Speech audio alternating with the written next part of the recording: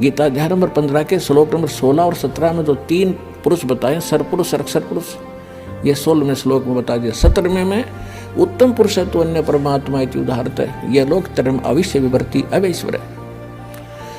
अब गीता अध्याय नंबर 15 के श्लोक नंबर 1 से इसका लिंक है, ऊपर को जड़ और नीचे को तीनों गुण रूपी शाखा वाला। यह उल्टा लटका हुआ संसार रूपी वृक्ष है, जिसकी ऊपर को जड़ है वो तो पूर्ण परमात्मा है, और नीचे को तीनों दुगुण रजगुण ब्रह्मा सदगुण विष्णु तमगुण शिव जी रूपी शाखा है। तो परमात्मा ने स्वयं आकर बताया था कि अक्षर पुरुष एक पेड़ है, सरपुरुष यानी ज्योत निरंजन वा की डार, और तीनों देवा शाखा है, ये पात्र रूप संसार। अब ये दास बता रहा है कि जो जड़ है वो परम अक्षर ब्रह्म है। गीता अध्याय नंबर 8 के श्लोक नंबर 3 वाला वो परम अक्षर ब्रह्म है। वो परम अक्षर पुरुष कहो, परम अक्षर ब्रह्म कहो। और गीता अध्याय नंबर 15 के श्लोक नंबर अब 17 पर आते हैं, उत्तम पुरुष तो अन्य परमात्मा इति उदाहरत है, यह लोकतरम अविश्य विवर्ती अवैश्वर है। उत्तम पुरुष, पुरुषोत्तम यानी श्रेष्ठ भगवान, जिसको परमात्मा कह सकते हैं, कहा जाता है, जो वास्तव में अविनाशी है, जो सबका धारण पोषण करता है, सबके तीनों लोकों में प्रवेश करके सबका धारण पोषण करता है, वो अविनाशी परमात्मा है।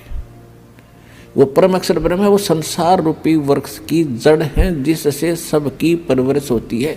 पूरे वृक्ष की परवरिश जड़ से होती है, मूल से होती है। तो वो परम अक्षर ब्रह्म जो है वो जड़ है पूरे संसार की, वो परम अक्षर ब्रह्म है।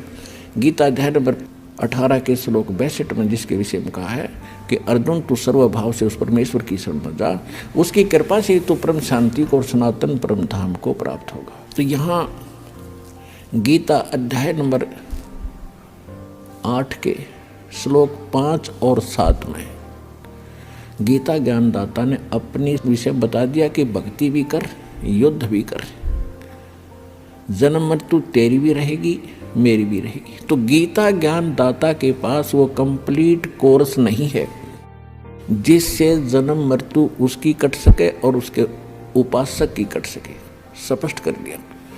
अब वो कहता है कि उसके लिए तत्वदर्शी संतों ने खोज ले। तो इस विषय में आज तत्वदर्शी संत ये रामपाल दास है, जिला हिसार, हरियाणा। अब किसी का भ्रम ना रहना चाहिए। देखो, एक 1000 का नोट है, उस पर लिखा है कि मैं धारक को 1000 रुपये देने का वायदा करता हूँ। दास पे लिखा नहीं है, दास बोल सकता है कि मैं उपासक को सर्व सुख और पूरा कंप्लीट मोक्ष देने का वायदा करता हूँ जब नियम में रहोगे।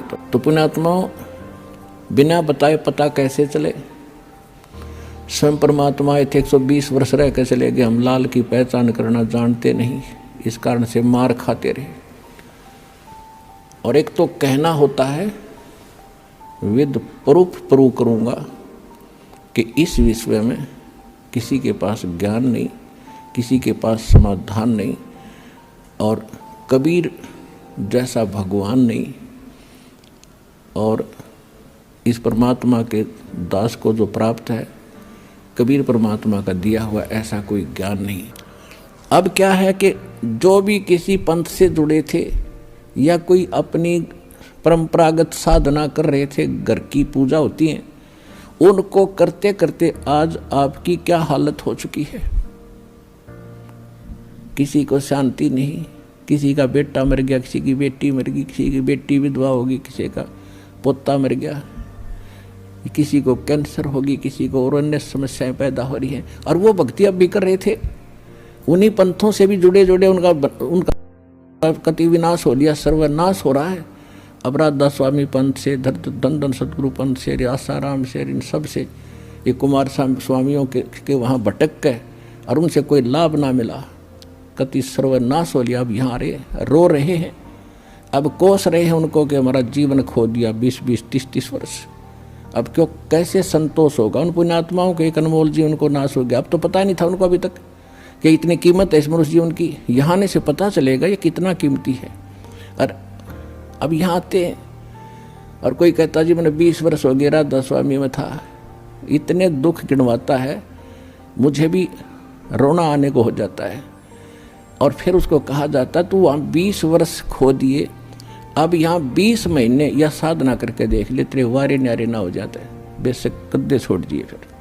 और पुण्यात्मा वो तत्वदर्शी संत और वो पद्धति जो भगवान को पाने की और सत्ताई स्थान मिलने की, जन्म मृत्यु का रोग काटने की इस दास के पास है। आओ और ग्रहण करो।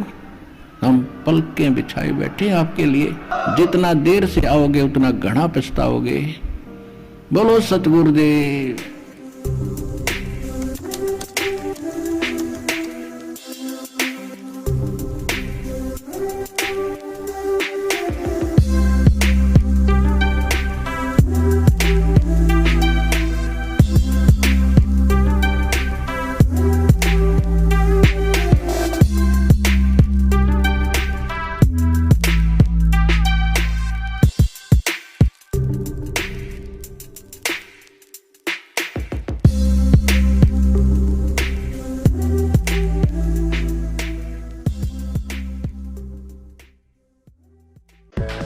अगर आपने हमारे चैनल को सब्सक्राइब नहीं किया है तो हमारे चैनल को सब्सक्राइब कर लें और साथ में इस बेल आइकन को प्रेस करें ताकि हमारी हर वीडियो आपको आसानी से मिलती रहे।